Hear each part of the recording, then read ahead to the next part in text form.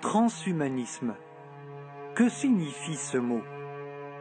Nous avons cherché quelle pouvait en être la définition, quel pouvait être le sens exact de ce terme et d'où il venait. Car en effet, jamais nous ne l'avions entendu. Ni à la radio, ni à la télévision, rien, pas même dans le dictionnaire. Abandonnant les livres, nous avons alors tenté la technologie moderne pour éclairer notre recherche.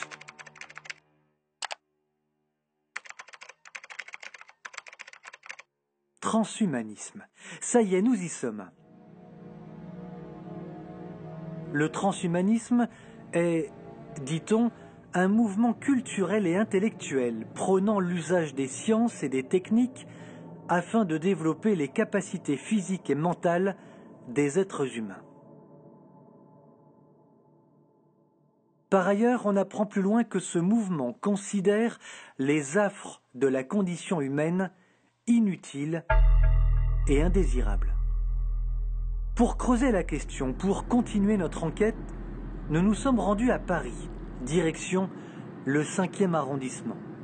C'est là que le lendemain se tenait par chance un colloque international sur le sujet, ici même, dans l'espace Pierre-Gilles de Gênes, emplacement d'anciens laboratoires où avaient travaillé Pierre et Marie Curie.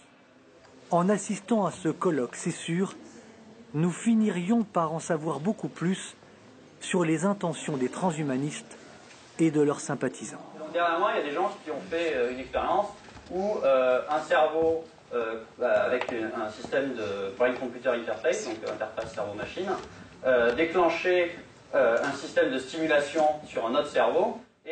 Durant 3 jours, il a été question ici d'informatique, de nanotechnologie, de biotechnologie, de sciences cognitives. Comment placer l'homme face à l'explosion de la recherche médicale et technologique? Genèse de toutes ces questions, le désir au départ légitime de l'homme de lutter contre toutes les maladies. Cancer, myopathie, maladies orphelines, etc. Avec le temps, les NBIC faisant des progrès fulgurants, les ténors de la recherche ont glissé vers des fantasmes contraires aux lois naturelles, se forgeant notamment cette conviction. Le vieillissement, chose insupportable pour beaucoup de têtes pensantes, est une maladie. Ce que je sais, c'est que cette thèse, disons, cette assimilation du vieillissement à une maladie, ce qui n'est pas évident en soi, est relativement ancienne, quelques dizaines d'années déjà. Donc c'est pas, ça vient pas de sortir. Et c'est effectivement là-dessus que reposent beaucoup de discours, pas forcément transhumanistes, mais qui consistent à vouloir lutter scientifiquement, biologiquement ou avec d'autres processus d'ingénierie, par exemple informatique, contre le vieillissement. Pour lutter contre le vieillissement, il faut le considérer comme une maladie. Et donc si c'est une maladie, ça vous rend d'une certaine manière légitime pour la soigner. Gabriel Dort a raison.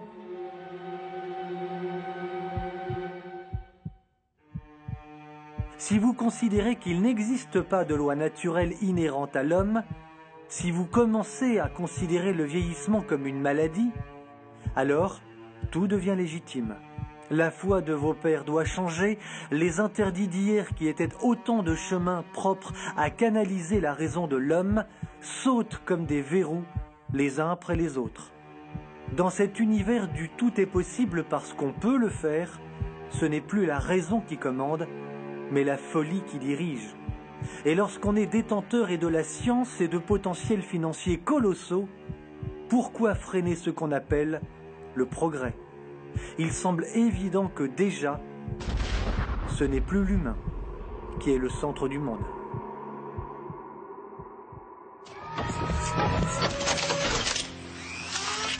Jarvis, you there? Voici l'extrait d'un film sorti en 2008. On y parle d'un inventeur de génie, transformé en homme-machine, un super-homme, un homme augmenté, modifié. Iron Man, Spider-Man, Robocop, Terminator.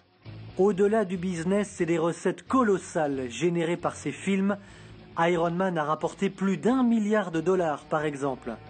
ces super-productions américaines sont rarement le fruit et des fantasmes et des caprices d'un adulte pas encore sorti de l'adolescence.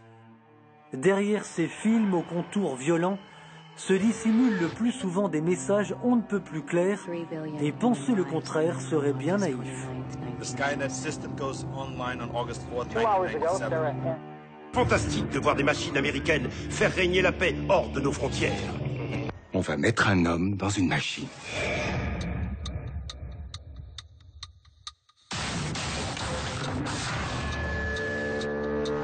C'est bon, on le réveille.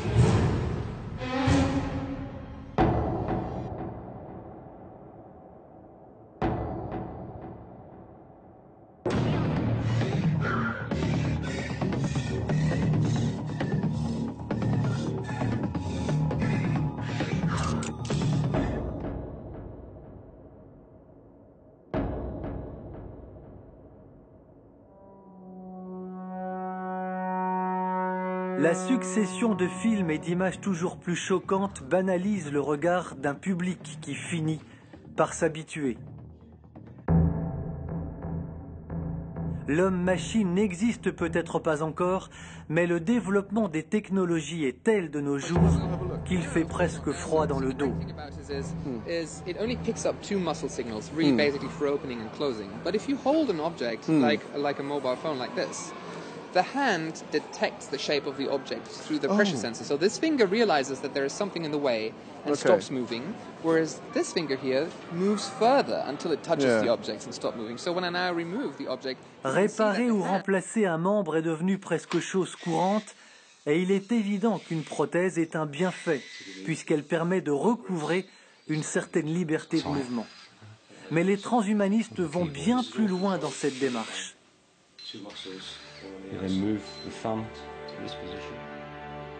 Fort des connaissances médicales et technologiques aussi surprenantes que terrifiantes, ces derniers se plaisent à rêver car ils voient dans cette évolution une ouverture à tous leurs fantasmes. On ne voit aucun inconvénient, on constate, il y a eu des essais, on y va de manière progressive, d'abord par le biais thérapeutique, et puis, qui sait, un jour on peut envisager des choses qui aujourd'hui paraissent aberrantes, mais pourtant, théoriquement, si vous voulez, il n'est pas incohérent de penser qu'un beau jour, ou un mauvais jour, comme vous voulez, un jour, eh bien, il y aurait des personnes qui seraient prêtes à choisir de remplacer un membre sain, biologique, parce que pour X et X raisons, elle considérait que ce serait plus intéressant, mieux, que sais-je, elle ferait le choix de passer à un membre, ça peut être aussi un organe, bionique, biomécatronique, etc. Donc, le transhumanisme pose la question, pourquoi pas ? Les opposants au transhumanisme, quant à eux, s'inquiètent grandement, estimant que cette obsession du corps parfait et cette volonté d'améliorer l'homme conduisent tout droit à l'eugénisme autorisé, légalisé, banalisé. Pourquoi s'encombrer des handicapés quand on vise au surhomme ? Donc la prise en main de notre condition biologique à nous en tant qu'êtres humains, c'est quand des gens décident qu'il serait bien que des enfants à naître aient plutôt telle propriété biologique, telle autre propriété, par exemple qu'on puisse choisir la couleur des yeux ou la couleur des cheveux ou alors la rapidité à la course, pour faire une allusion à Bienvenue à Gattaca de Andrew Nichols. Genetics, what can it mean? The ability to perfect the physical and mental characteristics of every unborn child. Par exemple, ils vont nous promettre qu'il n'ait aucun handicap, qu'il soit quasiment parfait. Mais du coup, vous comprenez que l'enfant deviendra un produit, puisqu'il sera conforme à la volonté d'un quelconque des adultes. Ce qui veut dire que ça porte atteinte à sa liberté. Sa liberté, c'est même d'être accepté comme il est. Permettez que je vous cite une personne, un bioéthicien, qui dit « Si l'on compare un enfant sérieusement défectueux avec un animal non humain, un porc, un singe, on voit que l'animal a beaucoup plus de capacité. L'animal qui a plus de capacité a plus le droit de vivre que celui qui en a moins. Et donc lui, il est pour d'éliminer tous ceux qui ont moins de capacité. C'est ça, cet humanisme. Et le mec est chercheur en bioéthique humaine. Il pense pour vous et pour moi. Mais j'ai pas envie de le laisser continuer de penser pour moi. Il est trop mal parti.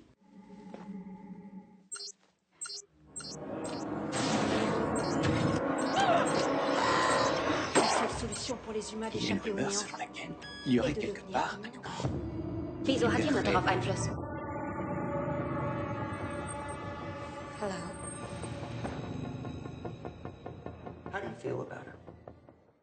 Le but est donc bien d'améliorer l'homme, de le débarrasser, paraît-il, de toute contrainte et de convaincre le commun des mortels de l'intérêt vital de cette démarche. Pour ce faire, on agit par étapes. On exalte la médecine par les avancées de ses chercheurs, on la justifie pour le bien-être de l'homme, on diffuse le message au moyen du cinéma, des livres, des médias, des conférences, des clips vidéo. Bref, on habitue l'esprit à penser autrement. Can you hear me? Yes. ID. KPC 897504C. Can you move your head? Parmi celles et ceux qui font l'apologie du transhumanisme, Martine Roblat, un ancien homme devenu femme. Sa dernière trouvaille, faire la copie robot de son ex-femme. Hello. Hello, Bina 48. Bina. I am Bina 48. How are you feeling today? Everything is okay. How are you? Les promoteurs de cette nouvelle science de la pensée transhumaniste nous promettent donc le bien-être absolu, le confort, la santé pour tous, la justice sociale universelle et la sécurité pour chacun. On vante une société où l'égalité à tous les niveaux sera possible et dans laquelle on pourra devenir des surhommes. Les transhumanistes, leurs sympathisants et les entreprises comme Google, riches à milliards, prêchent un discours parfaitement rodé pour imposer leur volonté. Vivre 100 ans, 150 ans et plus sera possible. Bref, le quotidien sera comme il ne l'a jamais été, nous dit-on. D'un côté, on nous assure un allongement de la vie, de l'autre, on ne cesse de nous dire que nous sommes trop nombreux sur la Terre. N'y aurait-il pas là une évidente hypocrisie?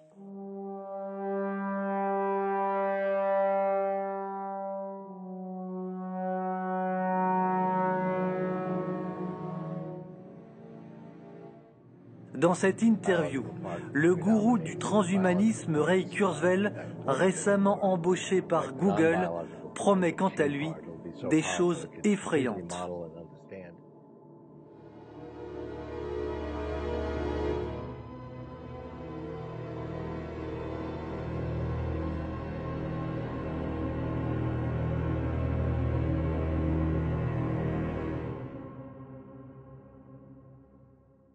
Mais il y a d'autres déclarations tout aussi terrifiantes.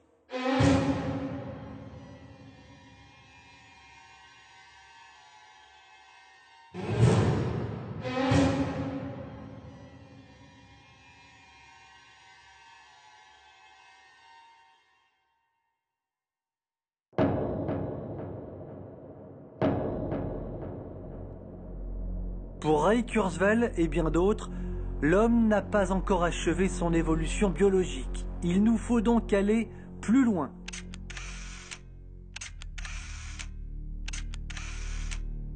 Nous pourrons transférer les cerveaux sur un ordinateur, les mettre à l'abri de la destruction du corps. L'esprit sauvegardé pourra être connecté à un robot qui remplacera le corps humain. Bref, une espèce humaine nouvelle paraîtra et l'homme sera éternel. Faust n'est pas loin. On joue clairement aux apprentis sorciers. Tout doit être autorisé pour parvenir à cet objectif. Manipulation génétique à outrance, eugénisme, introduction informatique dans le corps. Le puçage des corps est parallèle à ce désir, comme en témoigne cet extrait de documentaire d'une chaîne européenne. Dans la décennie à venir, ces téléphones portables qu'on utilise vont disparaître à l'intérieur de nos vêtements. Nous les porterons au dos de nos mains, avec des afficheurs en cristaux liquides organiques, si minces qu'ils ne pèseront pas plus que ma montre. Nous pourrons constamment savoir ce qui se passe autour de nous. Nous pourrons échanger avec nos ordinateurs et ils nous répondront. Vous pourriez me dire, moi je ne me poserai jamais un implant, une puce, à l'intérieur de mon corps, parce que je ne me sentirai plus moi-même, parce que je veux rester naturel. Eh bien, laissez-moi vous convaincre. Le puçage des corps est l'un des prolongements immédiats du transhumanisme. Cela existe déjà en Europe, mais dans un silence bien entretenu par les gouvernements. Les États-Unis, en revanche, comme d'habitude, ont plusieurs wagons d'avance puisque l'actuel locataire de la Maison-Blanche souhaite contraindre les Américains à l'implantation de la puce sous-cutanée. Une université californienne a imposé des tests ADN à ses étudiants avec obligation de porter autour du cou une carte d'identification à distance. La prochaine étape consiste à faire comprendre à tous la nécessité de se faire implanter sous la peau une puce RFID haute technologie, technologie qui permettrait bien entendu de contrôler tout le monde à distance.